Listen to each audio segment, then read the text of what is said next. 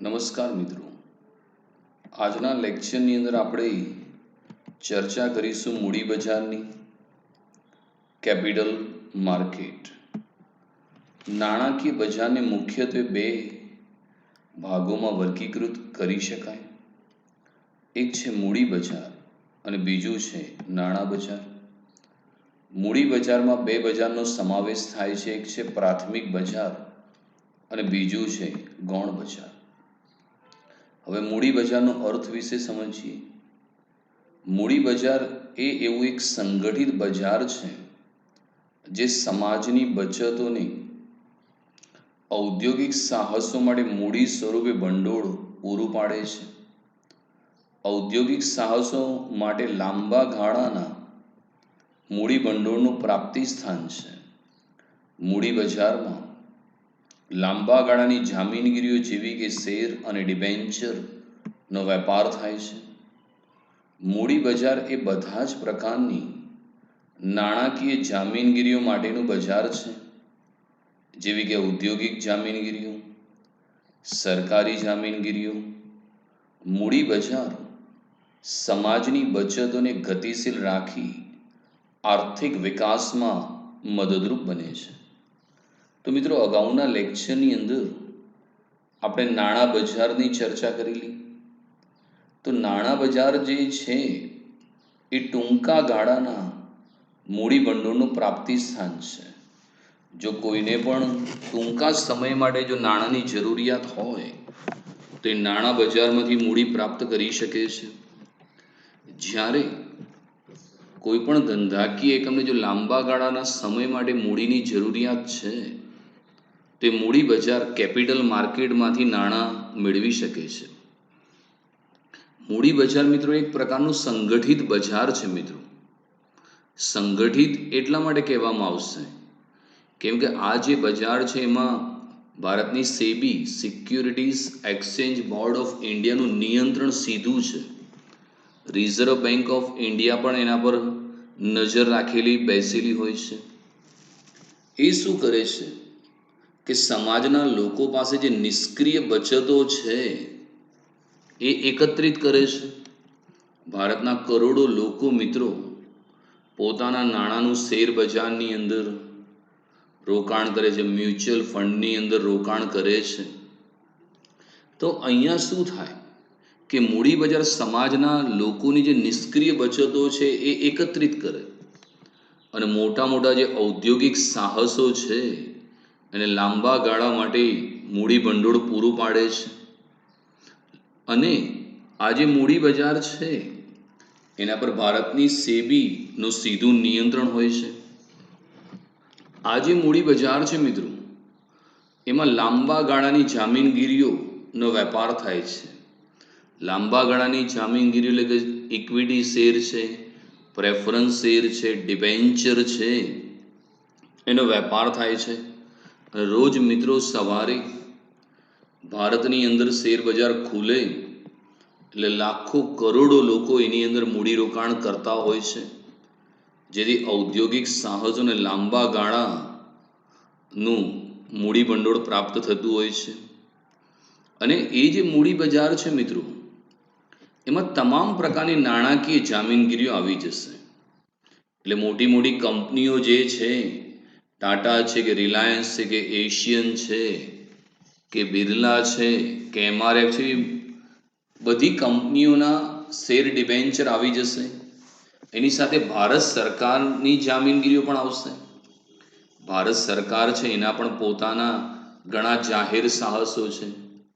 Bharat heavy electricals limited, oil and natural gas commission, steel authority of India limited, એમ ભારત સરકારના 240 જાહેર સાહસો છે. તો એની સરકારી જામીનગીરીઓનું પણ ખરીદ વેચાણ થશે. સ્ટેટ બેંક છે તો એના બી શેર બજારની અંદર એનું ખરીદ વેચાણ થતું હોય છે. કોઈ પણ દેશ છે મિત્રો, એના આર્થિક વિકાસનો આધાર એ મૂડી બજાર ઉપર છે. કારણ કે જો લોકોના ઘરે નિષ્ક્રિય બચતો પડી રહેશે તો એમને કોઈ ફાયદો થશે નહીં. અહીંયા બંનેને ફાયદો થશે. એક તો એ સમાજની નિષ્ક્રિય બચતોને એકત્રિત કરશે અને જે લોકો બચતો ભેગી કરીને ત્યાં રોકશે એમને શેર અથવા ડિવિડન્ડ સ્વરૂપે આવક પ્રાપ્ત થશે.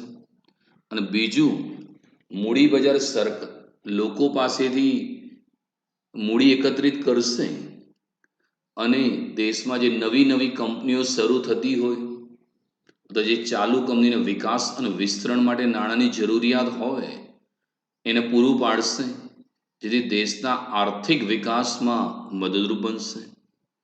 લાક્ષણિકતાઓની વાત કરીએ તો પહેલી લાક્ષણિકતા એ છે કે મૂડી બજાર એ લાંબા ગાળાની મૂડી ભંડોળ માટેનું બજાર છે.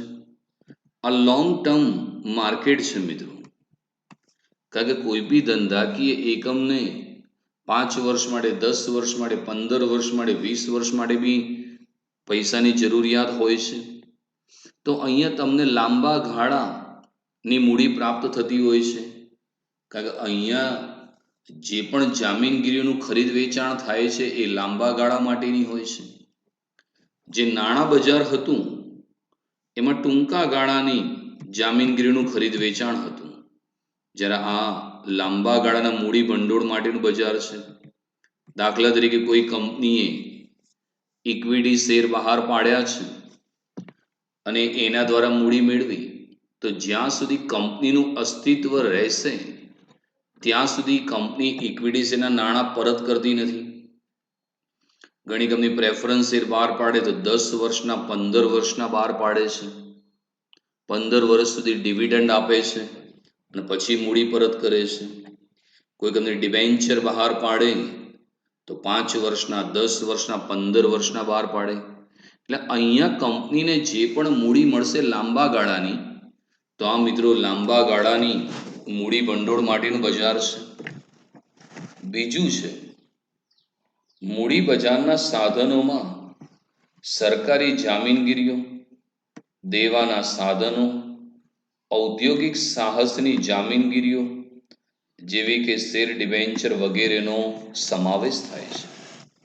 તો મૂડી બજારની અંદર શેનું ખરીદ વેચાણ થાય છે એ મુદ્દો અગત્યનો છે. તો મૂડી બજારમાં સરકારી જામીનગીરીઓ, ભારત સરકાર છે તો એ ભારત સરકારના જે 240 જાહેર સાહસો છે, તો એ ભારતીય કંપનીઓની જે જામીનગીરીઓ છે એનું ખરીદ વેચાણ થાય છે. તો ભારત સરકારના જે મોટા મોટા જાહેર સાહસો છે એની જામીનગીરીઓ. હવે તો ભારત સરકાર LIC જે છે એનો પણ પબ્લિક ઇસ્યુ લાવવા જઈ રહી છે, તો એનું ખરીદ વેચાણ થશે. બીજું, દેવાના સાધનો, ડિબેન્ચર છે, બોન્ડ છે, એ બધા મિત્રો દેવાના સાધનો છે, તો એનું પણ ખરીદ વેચાણ થતું હોય છે.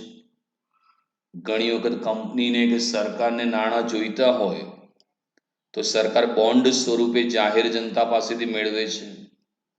કંપનીઓ પણ જાહેર થાપણ સ્વરૂપે પ્રાપ્ત કરતી હોય અથવા બોન્ડ સ્વરૂપે પ્રાપ્ત કરતી હોય છે. અને મોટા મોટા ઔદ્યોગિક સાહસો જે છે એના શેર અને ડિબેન્ચર વગેરેનો સમાવેશ થાય છે. શેર જે છે મિત્રો એ માલિકીની મૂડી છે, જ્યારે ડિબેન્ચર એ દેવું છે. તો અહીંયા માલિકીના ભંડોળ અને ઉછીના ભંડોળ બંનેનો સમાવેશ થશે. ત્રીજું છે કે ભંડોળનું લાંબા ગાળાની જામીનગીરીઓમાં રોકાણ થશે. મૂડી બજારની અંદર તમે મિત્રો જે પણ રોકાણ કરો છો એ ક્યારે પણ ટૂંકા ગાળાનું નથી હોતું, લાંબા ગાળાનું હોય છે.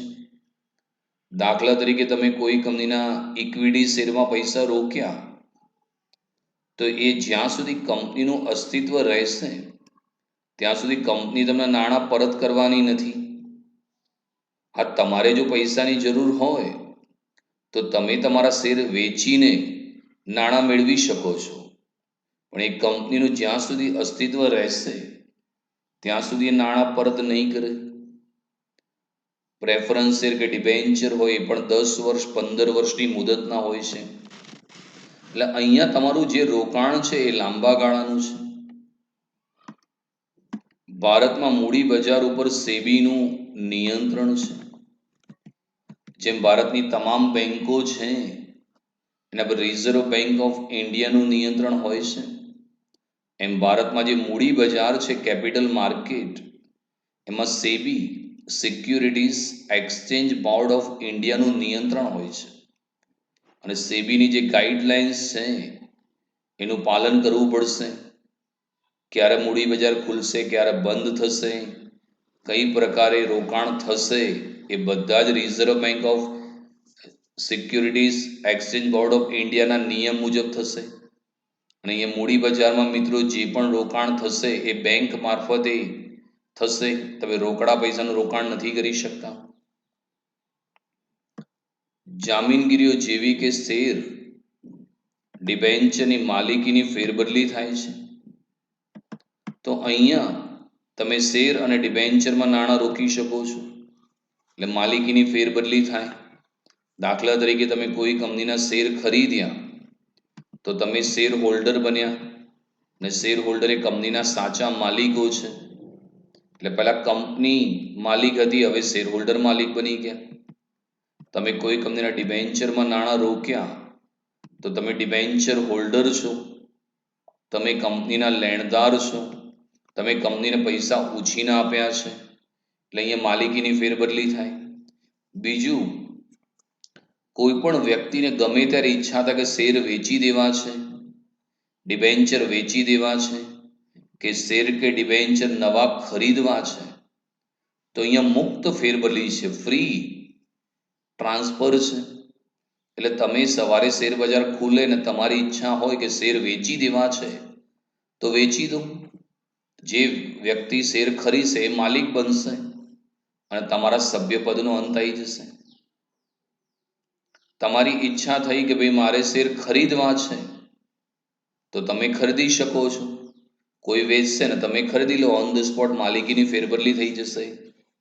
તો અહીંયા સરળતાથી માલિકીની ફેરબદલી થઈ શકે. નાણાકીય મિલકતોને જામીનગીરીઓને તરલતા આપે છે. તરલતાનો મતલબ થાય લિક્વિડિટી. અહીંયા જે પણ જામીનગીરીઓ છે એમાં તરલતા બહુ છે મિત્રો. તરલતાનો મતલબ શું થયો કે જ્યારે પણ તમારે નાણાંની જરૂર હોય ને તરત તમને નાણાં મળી રહે, એને તરલતા કહેવામાં આવે. દાખલા તરીકે તમારે પૈસાની જરૂર પડી તો ઓન ધ સ્પોટ તમે તમારા શેર કે ડિબેન્ચર વેચી દો, તરત જ એ રકમ તમારા બેંક ખાતામાં આવી જશે. એને કારણે તરલતા રહેશે, એટલે લોકો એમાં રોકાણ કરતા હોય છે. અને જ્યારે એમને પૈસાની જરૂર પડે તો એ પોતાની સરકારી જામીનગીરીઓ વેચી દે એટલે તરત એમને નાણાં પ્રાપ્ત થઈ જતા હોય છે. મૂડી બજાર એ બે ભાગની અંદર વહેંચાયેલું છે, પ્રાથમિક બજાર અને ગૌણ બજાર. તો મૂડી બજારના બે ભાગ છે, પ્રાથમિક અને ગૌણ. પ્રાથમિક બજાર એટલે નવી જામીનગીરીઓનું બજાર. જે કંપની પ્રથમ વખત ફર્સ્ટ ટાઈમ પોતાના શેર બહાર પાડતી હોય, જામીનગીરી બહાર પાડતી હોય ફર્સ્ટ ટાઈમ, તો એનું જે બજાર છે એ પ્રાથમિક બજાર છે. અને શેર બજારની અંદર રોજે રોજ જે કંપનીઓની જામીનગીરીઓનું ખરીદ વેચાણ થતું હોય એ બજારને ગૌણ બજાર તરીકે ઓળખવામાં આવે છે. એ ગૌણ બજાર છે મિત્રો. તો મૂડી બજારની વાત કરી, તો મૂડી બજાર શું છે મિત્રો? તો મૂડી બજાર એક સંગઠિત બજાર છે મિત્રો, કે જે સમાજમાં પડી રહેલી નિષ્ક્રિય બચતોને એકત્રિત કરે છે અને ઔદ્યોગિક સાહસોને લાંબા ગાળાનું મૂડી ભંડોળ પૂરું પાડે છે. એની લાક્ષણિકતાઓની અંદર વાત કરીએ તો એ લાંબા ગાળાના મૂડી ભંડોળ માટેનું બજાર છે. મૂડી બજારના સાધનો જેવા કે સરકારી જામીનગીરીઓ, દેવાના સાધનો, શેર ડિબેન્ચરનું ખરીદ વેચાણ થાય છે. બીજું, તમારું જે ભંડોળ છે એનું લાંબા ગાળાની જામીનગીરીમાં રોકાણ થાય છે. ભારતમાં મૂડી બજાર પર સેબીનું નિયંત્રણ રહેલું છે. મૂડી બજારમાં જે જામીનગીરીઓ છે, શેર કે ડિબેન્ચર, એની માલિકીની ફેરબદલી થાય છે, એટલે ગમે ત્યારે ખરીદી શકો, વેચી શકો છો. મૂડી બજાર એ નાણાકીય મિલકતોને તરલતા આપે છે. મતલબ જ્યારે પણ તમારે નાણાંની જરૂર છે તમે સરળતાથી એને વેચી શકો છો. મૂડી બજાર મિત્રો બે ભાગમાં વહેંચાયેલું છે, પ્રાથમિક બજાર અને ગૌણ બજાર. તો હવે ચર્ચા કરીએ આપણે પ્રાથમિક બજાર અને ગૌણ બજારની. પ્રાઇમરી કેપિટલ માર્કેટ એની ચર્ચા કરીશું. બહાર પાડવામાં આવતી નવી જામીનગીરીઓનું બજાર છે. આથી પ્રાથમિક મૂડી બજારને નવી જામીનગીરીનું બજાર ન્યૂ ઇશ્યુ માર્કેટ કહે છે. પ્રથમ વખત બહાર પાડવામાં આવતી નવી જામીનગીરીઓના વેચાણનું બજાર હોવાથી રોકાણકારો માત્ર નવી જામીનગીરીઓ ખરીદી શકે છે. મૂડી ભંડોળ ઊભું કરવા માટે નવી જામીનગીરીઓના વેચાણનું બજાર એટલે પ્રાથમિક મૂડી બજાર. તો મિત્રો જે મૂડી બજાર છે એ બે ભાગમાં વહેંચાયેલું છે, એક પ્રાથમિક મૂડી બજાર અને બીજું ગૌણ બજાર છે. પ્રાથમિક મૂડી બજારનો મતલબ એ થયો કે જે પણ કંપની પહેલી વખત પ્રથમ વખત નવી જામીનગીરી નવા ઇક્વિટી શેર માર્કેટમાં ઇસ્યુ કરે છે એનું ખરીદ વેચાણ જે બજારમાં થાય એને પ્રાથમિક મૂડી બજાર કહે છે. તો બેઝિકલી પ્રાથમિક મૂડી બજાર છે એ નવી જામીનગીરીનું બજાર છે. મતલબ પ્રથમ વખત તમે બહાર પાડી છે. દાખલા તરીકે રિલાયન્સે જ્યારે પ્રથમ વખત ઇક્વિટી શેર માર્કેટમાં બહાર પાડતા ફર્સ્ટ ટાઈમ તે પ્રથમ વખત જે જામીનગીરીઓ બહાર પાડવામાં આવે એ વેચાણનું જે બજાર છે મિત્રો એ પ્રાથમિક મૂડી બજાર છે. અને આ બજારની અંદર કેવું હોય કે રોકાણકારો જે છે એ માત્ર નવી જામીનગીરીઓ જ ખરીદી શકે. દાખલા તરીકે હાલ ભારતમાં જે કંપનીઓ ચાલે છે એના તમારા શેર કે ડિવેન્ચર ખરીદવા હોય તમારે ગૌણ બજારમાં જવું પડે.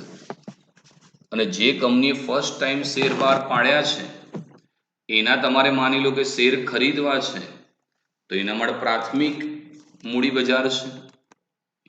તો આ બજારની ખાસિયત છે કે આ બજારમાં જે રોકાણકારો છે ઇન્વેસ્ટર એ માત્ર નવી જ જામીનગીરીઓ ખરીદી શકે છે. તમે કોઈ જૂની કંપનીના શેર ખરીદી શકતા નથી.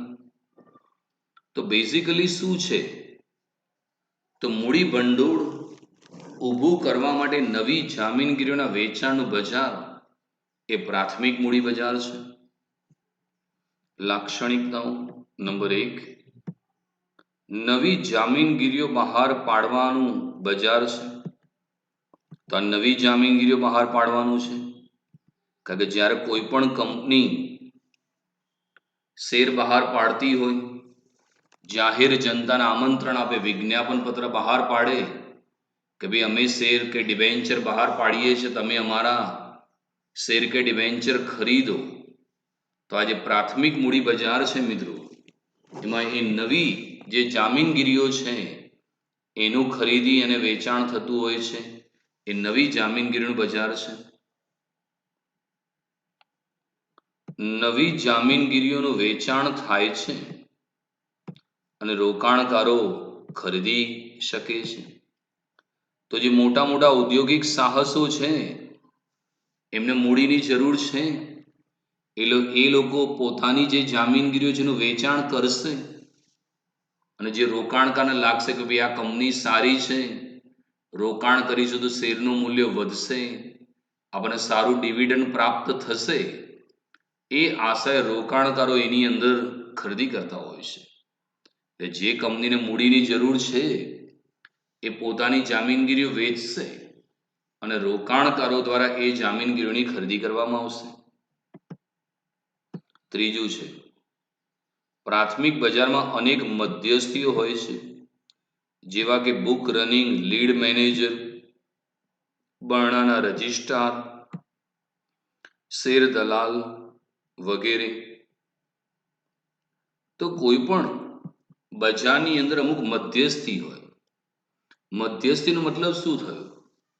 જે ખરીદનાર અને વેચનાર બંનેનો સંપર્ક કરી આપતા, જેને આપણે મીડિયેટર કહીએ છીએ, એવા હોય છે. એમાં બુક રનિંગ લીડ મેનેજર હોય છે, જે આવા જામીનગીરીનું ખરીદ વેચાણ કરાવતા હોય છે. બીજું ભરણાના રજિસ્ટ્રાર. કોઈ પણ કંપની જ્યારે આવા શેર બહાર પાડતી હોય તો કંપનીના રજિસ્ટ્રાર પાસે એની નોંધણી કરવામાં આવે છે, અને તમે શેરનું ખરીદ વેચાણ કરો તો એ બધો જ હિસાબ રજિસ્ટ્રાર પાસે રહેલો હોય છે. બીજું શેર દલાલ. શેર બજારમાં ઘણા બધા બ્રોકર રહેલા હોય છે. દાખલા તરીકે તમારે શેર ખરીદવા છે તો એ દલાલ તમને શેર ખરીદી આપતા હોય, અને કંપનીને શેર વેચવા હોય તો એમને પણ મદદ કરે. બદલામાં એ લોકો પોતાનું કમિશન લેતા હોય, બ્રોકરેજ લેતા હોય છે, અને એને કારણે આ કામ સરળ થઈ જતું હોય છે. નવી મૂડીનું ભરણું વિજ્ઞાપન પત્ર દ્વારા પ્રાથમિક મૂડી બજારમાં મૂકવામાં આવે છે. કોઈ પણ કંપની મિત્રો જ્યારે આવા શેર કે ડિબેન્ચર બહાર પાડે છે, નવું ભરણું મતલબ પૈસાની જરૂર છે, તો એ લોકો સૌ પ્રથમ વિજ્ઞાપન પત્ર બહાર પાડશે અને જાહેર જનતાને આમંત્રણ આપશે. તમે પેપર જોશો તો લખ્યું ઇશ્યુ ઓપન ટુડે, અમે શેર બહાર પાડીએ છીએ, તમે અમારા શેર ખરીદો. એમાં કંપનીને લગતી તમામ માહિતી હોય, કંપનીનું નામ સરનામું અને ડિરેક્ટરોના નામ સરનામા, કંપનીનું ઓડિટરના નામ, કંપનીનું સેક્રેટરી, કંપની કેટલા વર્ષોથી ચાલે છે, એ બધી જ માહિતી એની અંદર આપવામાં આવતી હોય છે મિત્રો. તે પ્રાથમિક બજાર હતું મિત્રો. તો પ્રાથમિક બજારમાં યાદ રાખીશું કે પ્રાથમિક મૂડી બજાર એટલે નવી જામીનગીરીઓનું બજાર છે મિત્રો. લાક્ષણિકતામાં નવી જામીનગીરીનું બજાર છે. નવી જામીનગીરીનું વેચાણ થાય છે અને રોકાણકારો ખરીદી કરે છે. આ બજારમાં મધ્યસ્થીઓ જેવા કે બુક રનિંગ લીડ મેનેજર, ભરણાના રજિસ્ટ્રાર અને શેર દલાલ રહેલા છે. નવી મૂડીનું ભરણું વિજ્ઞાપન પત્ર દ્વારા પ્રાથમિક મૂડી બજારમાં મૂકવામાં આવતું હોય છે. હવે વાત કરીએ ગૌણ બજાર, જેને આપણે શેર બજાર કહીએ છીએ, સ્ટોક એક્સચેન્જના નામે ઓળખીએ છીએ. ભારતમાં સૌથી જૂના અને પ્રથમ શેર બજારની રચના 9 જુલાઈ 1875ના દિવસે the native share and stock brokers association તરીકે થઈ, જે આજે મુંબઈ શેર બજાર તરીકે ઓળખાય છે મિત્રો. 1894માં અમદાવાદમાં શેર બજાર શરૂ થયું. શેર બજાર એ એક એવી વ્યવસ્થા છે કે જે શેર દલાલો અને રોકાણકારોને શેર અને ડિબેન્ચર અને અન્ય જામીનગીરીઓ ખરીદવા અને વેચવાની સુવિધા પૂરી પાડે છે. નોંધાયેલી કંપનીઓની હયાત જામીનગીરીઓના વેપાર માટેનું સંગઠિત બજાર છે. જામીનગીરીઓના ખરીદ વેચાણ માટેની સુવિધા આપતી વ્યવસ્થા એટલે શેર બજાર છે મિત્રો. કે.એલ. ગર્ગના જણાવ્યા મુજબ શેર બજાર એટલે ઔદ્યોગિક અને નાણાકીય જામીનગીરીઓ જેવી કે કંપનીના શેર, ડિબેન્ચર, સરકારી જામીનગીરીઓ, મ્યુનિસિપલ જામીનગીરીઓ ખરીદવા અને વેચવા માટેનું સ્થળ. તો મિત્રો અગાઉ આપણે જે ચર્ચા કરી હતી એ પ્રાથમિક બજારની હતી. પ્રાથમિક બજાર એ નવી નાણાકીય જામીનગીરીઓ માટેનું બજાર છે, અને ગૌણ બજાર જેને આપણે શેર બજાર સ્ટોક એક્સચેન્જ તરીકે ઓળખીએ છીએ. મિત્રો ભારતની અંદર અંગ્રેજોના શાસનકાળ દરમિયાન બી ભારતમાં શેર બજાર હતું. ભારતમાં સૌથી જૂના અને પ્રથમ શેર બજાર જે છે એની રચના 9 જુલાઈ 1875ના રોજ થઈ હતી. The native share and stock brokers association તરીકે ઓળખાતું હતું, જ્યારે આજે એને મુંબઈ શેર બજાર બોમ્બે સ્ટોક એક્સચેન્જ BSE તરીકે ઓળખાય છે. મિત્રો અત્યારે આજે વિશ્વના ટોપ લેવલના સ્ટોક એક્સચેન્જમાં BSEનો સમાવેશ થાય છે. 1894માં પણ અમદાવાદમાં શેર બજાર શરૂ થયેલું હતું.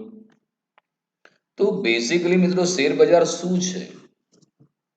તો મિત્રો શેર બજાર એક પ્રકારનું પ્લેટફોર્મ છે, એક એવી જગ્યા છે કે એક એવી વ્યવસ્થા છે કે જ્યાં શેર દલાલો અને રોકાણકારોને શેર અને ડિબેન્ચર અન્ય જામીનગીરીઓ ખરીદવા અને વેચવાની સુવિધા પૂરી પાડે છે. આ એક એવી જગ્યા છે કે જ્યાં રોકાણકારો પોતાના શેર અને ડિબેન્ચર ખરીદી શકે છે, કંપનીઓ પોતાના શેર વેચી શકે અને ખરીદી શકે. ત્યાં શેર બજારના જે બ્રોકર હોય એ ખરીદવા અને વેચવાની મદદ કરતા હોય છે. અને ભારતમાં જે પણ લિસ્ટેડ કંપનીઓ છે, નોંધાયેલી કંપનીઓ જે હાલ હયાત છે, એનું સંગઠિત બજાર છે. ઇન શોર્ટમાં કહીએ તો જામીનગીરીઓના ખરીદ વેચાણ માટેની સુવિધા આપતી વ્યવસ્થા એટલે શેર બજાર છે. શેર બજાર ઔદ્યોગિક અને નાણાકીય જામીનગીરીઓ જેવી કે કંપનીના શેર, ડિબેન્ચર, સરકારી જામીનગીરીઓ, મ્યુનિસિપલ જામીનગીરીઓ ખરીદવા વેચવા માટેનું સ્થળ છે. તો મિત્રો શેર બજાર એક એવું સ્થળ છે જ્યાં મોટા મોટા ઔદ્યોગિક સાહસો છે, એમની જે પણ જામીનગીરીઓ છે, શેર છે, ડિબેન્ચર છે, બોન્ડ છે, ભારતની જે સરકારી કંપનીઓ છે, એ ખરીદવા અને વેચવાનું સ્થળ છે. એટલે કંપનીઓને મૂડીની જરૂર છે તો એ લોકો શેર વેચે છે અને જાહેર જનતા ખરીદતી હોય છે. તો એક એ પ્રકારનું માર્કેટની વાત છે કે જ્યાં આ શક્ય બનતું હોય છે. એની લાક્ષણિકતાઓની વાત કરીએ તો પહેલું છે નોંધાયેલી કોર્પોરેટ સંસ્થા. જામીનગીરીઓના વ્યવહારોમાં નિયમન કે નિયંત્રણ લાવવા અને સ્થાપવામાં આવેલી કોર્પોરેટ સંસ્થા છે. તો મિત્રો શેર બજાર પણ એક પ્રકારની કોર્પોરેટ સંસ્થા છે. જેમ કોઈ પણ કંપનીની નોંધણી કરવામાં આવી હોય રજિસ્ટ્રાર પાસે, નોંધણીનું પ્રમાણપત્ર મેળવ્યા પછી કંપની કામ કરી શકે છે, એમ આજે સ્ટોક એક્સચેન્જ જે છે એ પણ એક પ્રકારની કોર્પોરેટ સંસ્થા છે મિત્રો. અને એની પણ કાયદેસરની નોંધણી કરવામાં આવે છે. ભારતના કંપની ધારા 1956 મુજબ તમારે કેન્દ્ર સરકારની પરવાનગી લેવાની હોય છે. એનું મુખ્ય કામ શું છે કે જે પણ જામીનગીરીઓ છે એના પર નિયમન અને નિયંત્રણ લાવવા માટેનું કામ કરે છે કે ભાઈ ક્યારે માર્કેટ ખુલશે, ક્યારે બંધ થશે, ક્યારે રજા રહેશે, એના નીતિ નિયમો શું હશે, એ શેર બજાર દ્વારા નક્કી કરવામાં આવે છે. બીજું છે સરકારની મંજૂરી. 1956ના જામીનગીરી કરાર ધારા અનુસાર શેર બજારોએ કેન્દ્ર સરકારની મંજૂરી લેવી પડે છે. તો કોઈ પણ મિત્રો શેર બજાર એમનેમ શરૂ થતું નથી. એ સ્ટોક એક્સચેન્જ શરૂ કરતા પહેલા ભારતમાં જે સેન્ટ્રલ ગવર્મેન્ટ છે, કેન્દ્ર સરકાર, એની મંજૂરી લેવી પડે. હાલ બોમ્બે સ્ટોક એક્સચેન્જ અને નેશનલ સ્ટોક એક્સચેન્જ છે. તો 1956ના કંપની ધારાની બધી જોગવાઈનું પાલન કરવું પડે. એમને પણ એમના જરૂરી દસ્તાવેજો, આવેદન પત્ર, નિયમન પત્ર ની રજિસ્ટ્રાર પાસે નોંધણી કરાવવી પડે. અને કેન્દ્ર સરકારની પરવાનગી મળે પછી જે શેર બજાર કામ કરી શકે. ત્રીજું છે સંગઠિત બજાર.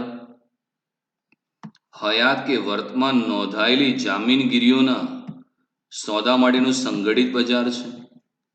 તો આ મિત્રો એક ઓર્ગેનાઇઝ્ડ માર્કેટ છે. ઓર્ગેનાઇઝ્ડ એટલા માટે કે આ જે શેર બજાર છે એના પર SEBI, security exchange board of ઇન્ડિયાનું સીધું નિયંત્રણ છે. અને જે પણ કંપનીની નોંધણી થયેલી છે, લિસ્ટેડ છે, એવી જામીનગીરીઓ જે હયાત કંપનીઓ છે એની ખરીદ વેચાણ થાય છે. કોઈ પણ કંપનીએ સેબીની અંદર નોંધણી કરાવવી પડે અને ત્યારબાદ જ એનું ખરીદ વેચાણ થતું હોય છે. ત્યારબાદ છે સભ્યપદ. શેર બજારમાં સોદા કરવા માટે શેર બજારનું સભ્યપદ મેળવવું પડે છે. શેર બજાર સાથે નોંધાયેલા સભ્યો, શેર દલાલ જ શેર બજારમાં સોદા કરે છે. તો શેર બજારની અંદર તમારે સોદો કરવો છે, ખરીદી વેચાણના સોદા કરવા છે, તો તમારી મેમ્બરશિપ લેવી પડે. એટલે એ શેર બજારના નીતિ નિયમનું પાલન કરવું પડે. એના ફોર્મમાં બધી માહિતી આપવી પડે. અને એ શેર બજારની અંદર જે પણ બ્રોકરો હોય, એમની નોંધણી થઈ હોય, એ લોકો શેર બજારના સોદા કરી શકે. જેની પાસેનું લાયસન્સ ના હોય તો એ લોકો સોદા નથી કરી શકતા.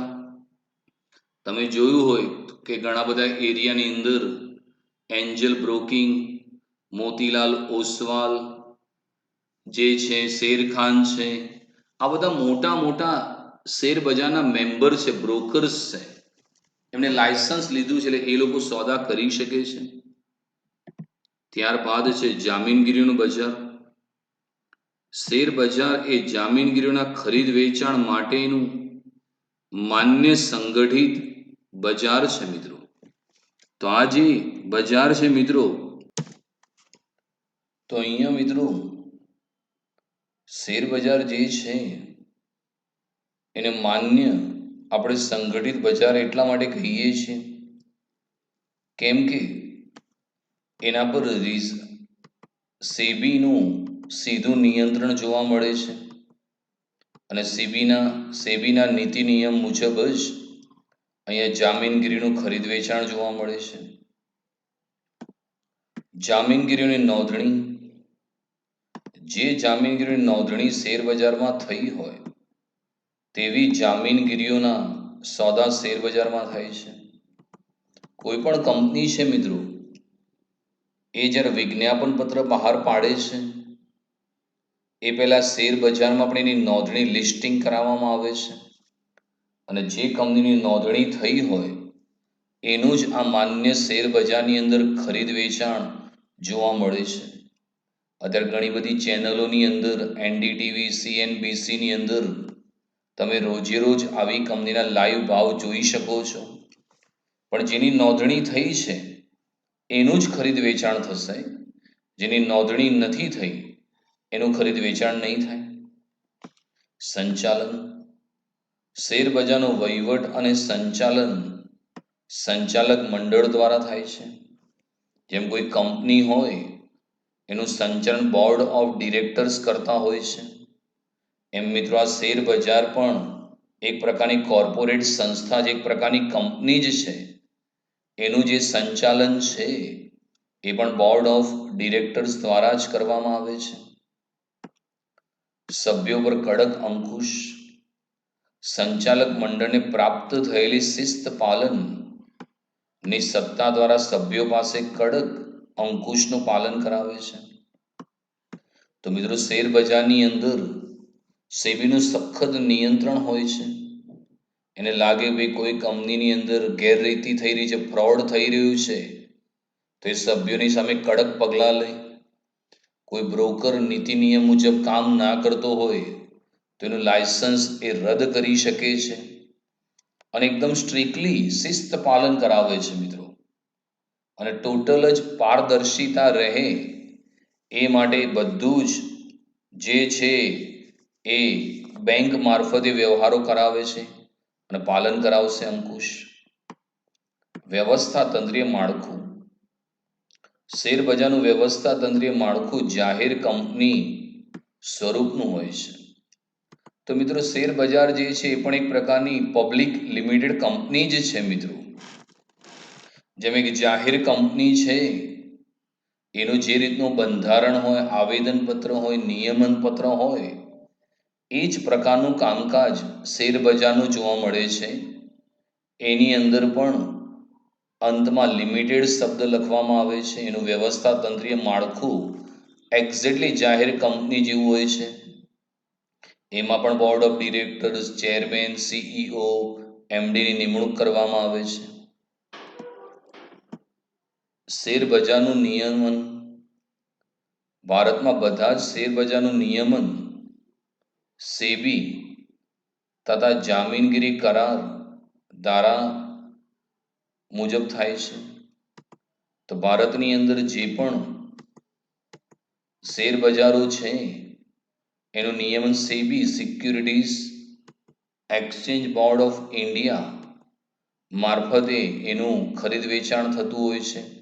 અને ટોટલ સેબીના જે નિયમો છે એ નીતિ નિયમનું પાલન બોમ્બે સ્ટોક એક્સચેન્જ હોય કે નેશનલ સ્ટોક એક્સચેન્જ છે એને પાલન કરવું પડશે મિત્રો.